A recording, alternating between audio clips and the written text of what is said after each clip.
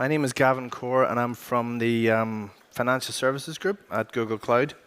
I have been in the financial services world for about 20 years as a quant and as a trader at risk. I've been doing distributed computing for about 15 years. The fact that I still have to work and didn't get to retire should tell you enough about my trading history. So Google Cloud is a relatively new entrant into the financial services space. A lot of the work that we're doing is actually focused on the now and the next stages. So a lot of the work is around the application of machine learning and AI, and a lot of really large-scale data science, predictive algorithms. But we'll talk a little bit today about what are the first steps that you need to take to get onto cloud. The second phase of this will be, if we're on cloud, what are the new interesting things we can do? And then very briefly, we'll talk about future state. Everybody here knows what cloud is. And our marketing folks have some very nice slides that will tell you, just in case you didn't. So Google obviously has a lot of history in really large-scale distributed compute. We invested, I think, in the last 3 years, at least publicly, $30 billion in our infrastructure, which even for Google is a lot. So there's a few things that you need to know if you're looking at cloud. First of all, cloud is not the magic bullet. It does not solve every problem. There are a lot of things where you should very carefully consider what it is that you're doing. And then there's a very fine line by what do you do and what do you choose not to do. You write your own trading algorithms. You don't generate your own electricity. You don't design your own chipset. On that note, by the way, if anybody's looking at the Intel chipset Skylake, which has some very interesting high-performance L1, L2 cache interaction, it's available on Google Cloud now and will be followed soon. So why did we end up here? Google's core technology is actually built, would you believe it or not, for machine learning. Whenever we started taking the entire history of the internet and keeping it in a storable, searchable way, scale becomes an issue very, very quickly.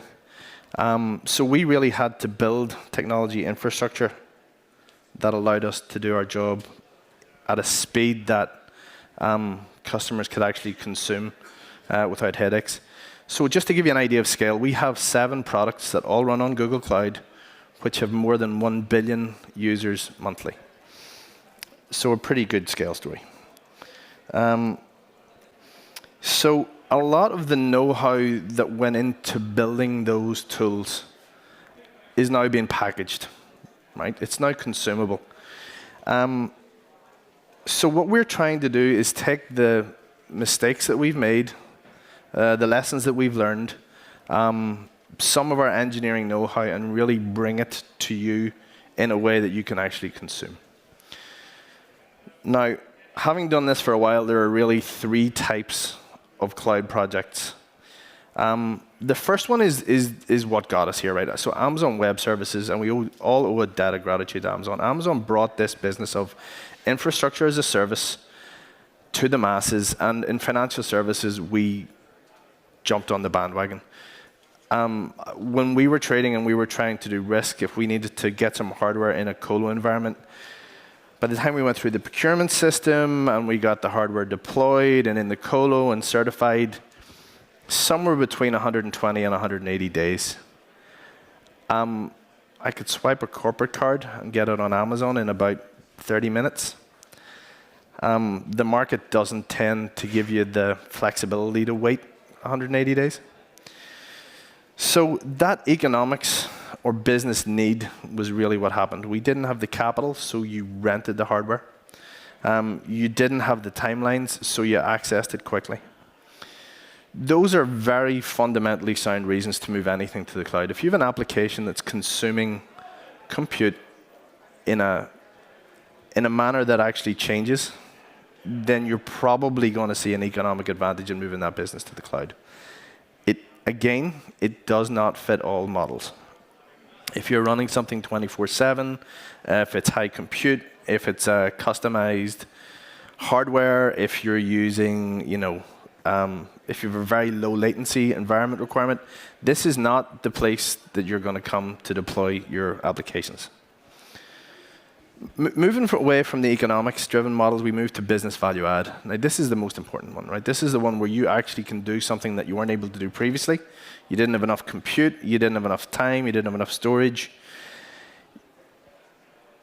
The new consumption model of compute enables you to do a lot more things in risk, a lot more things in binomial, trinomial, Monte Carlo, anomaly detection. All of the big math problems and the big data problems that you weren't able to do in the past, we can now do. The third type of cloud project that we see a lot in financial services is the ego-driven project. Somebody on your board or somebody in your C-suite is going to say that we want to drop something onto the cloud. Try to avoid being involved in that project. That one does not go well. So, on a serious note, we have, in an economics-driven play, you're always going to be overhead. There's a lot of valuable data.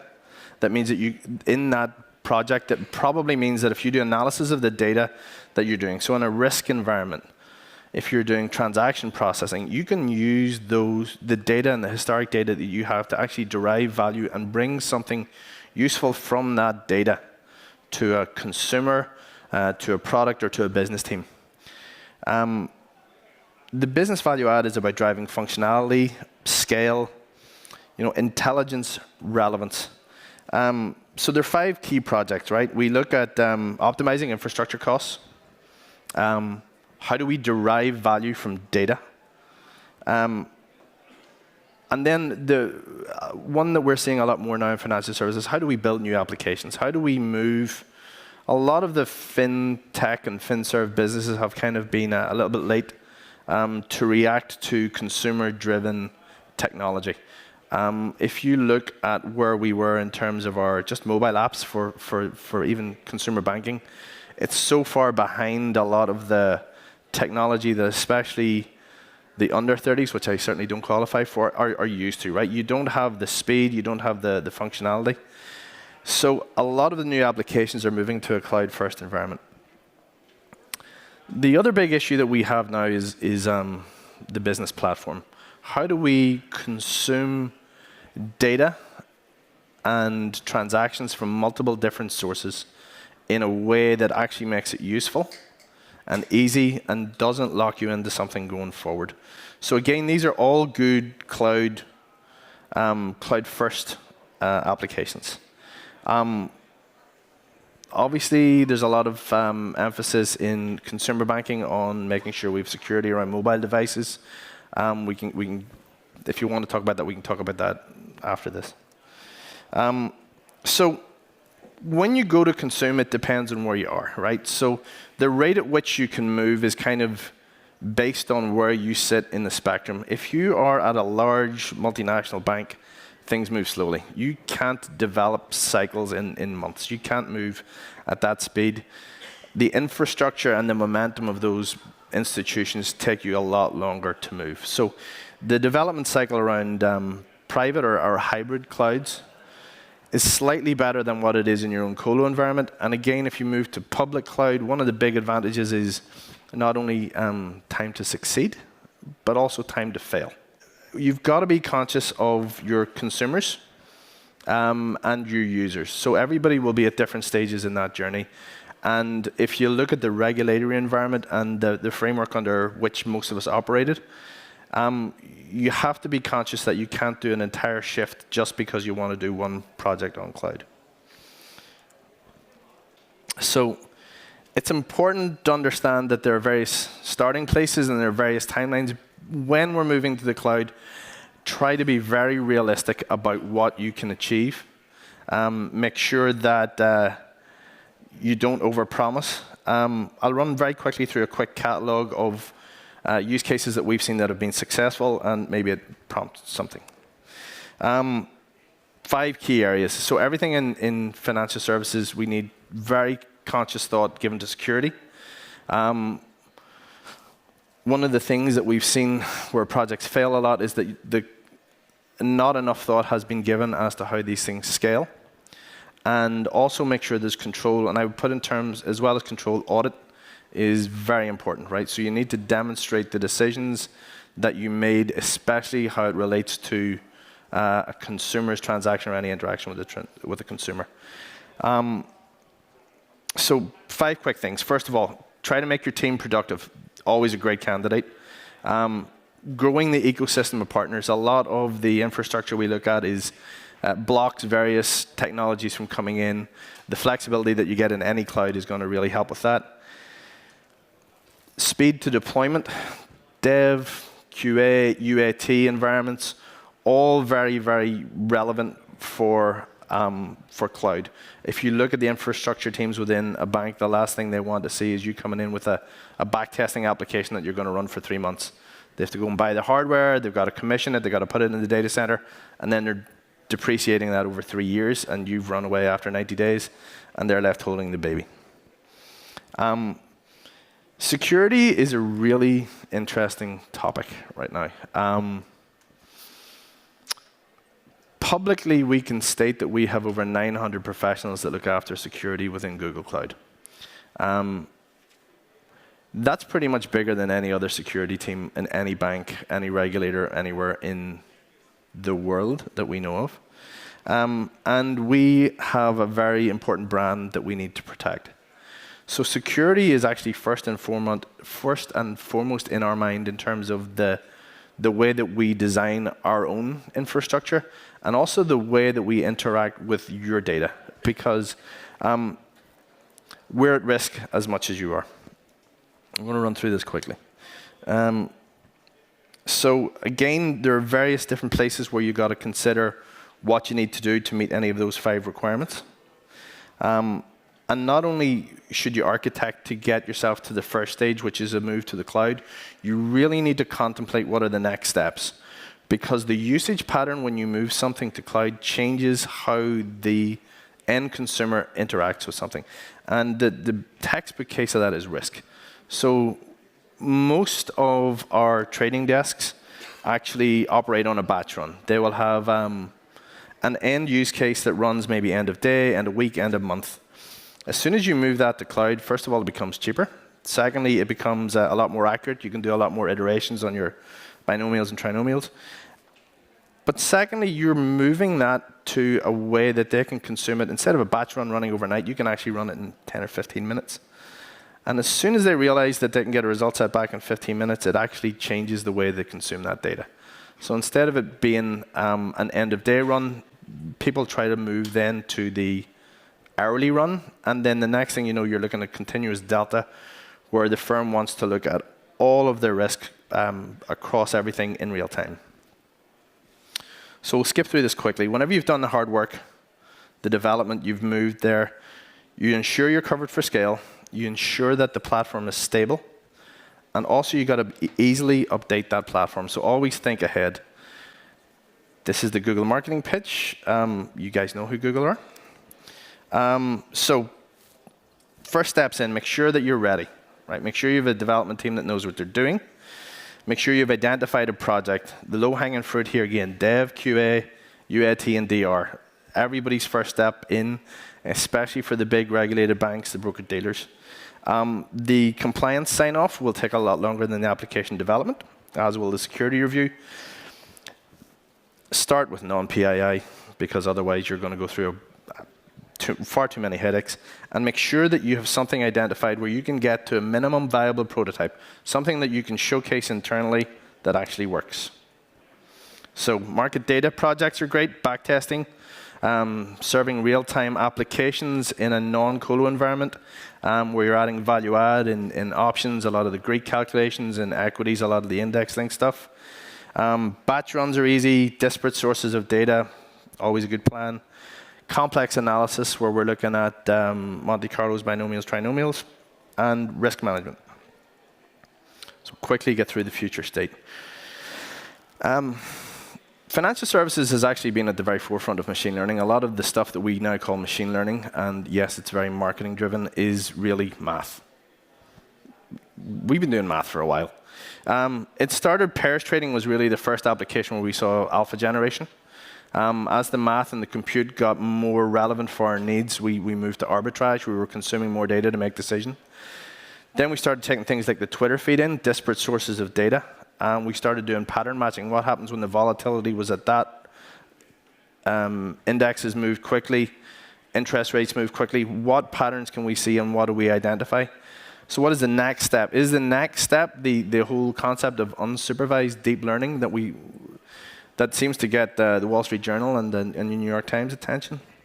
It's going to be tough, right? So the applications of ML that we've actually seen that are working are reporting risk anomaly detection, even preventative reporting, checking your OATs or the new cat reports for possible incurring of fines. In wealth management, we've seen a lot around modeling client behavior so that the advisor can offer next best action.